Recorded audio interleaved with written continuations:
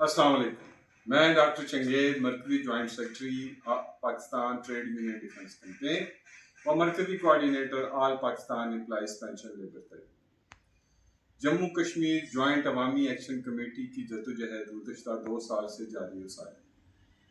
سب سے پہلے تو ہم پورے پاکستان کے محنت کشوں کی طرف سے،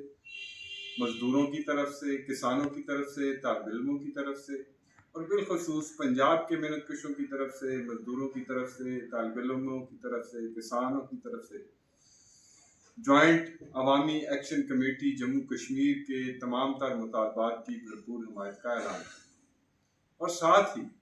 گزشتہ دنوں اس تحریک کو سبوتاژ کرنے کے لیے جس طرح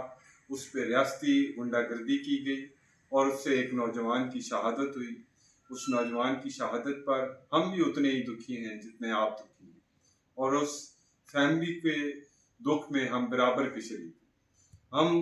کشمیر کے نوجوانوں کو، کشمیر کے محنت کشوں کو، کشمیر کے عوام کو یہ یقین دلانا چاہتے ہیں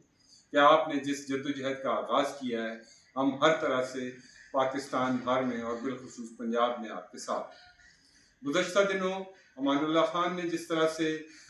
اظہار کیا اپنی تقریر میں کہ ہم پنجاب کے محنت کشوں کے ساتھ ہیں، پشتونخوا کے محنت کشوں کے ساتھ ہیں، بلوچستان کے محنت کشوں کے ساتھ ہیں، سندھ کے محنت کشوں کے ساتھ ہیں،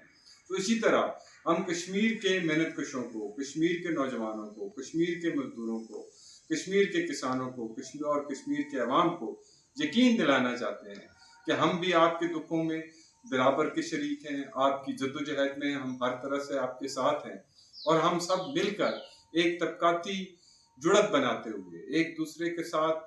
قدم بہ قدم ہو کر اس نظام سرمایہ داری کے خلاف ایک فیصلہ کن جدوجہد جاری رکھیں گے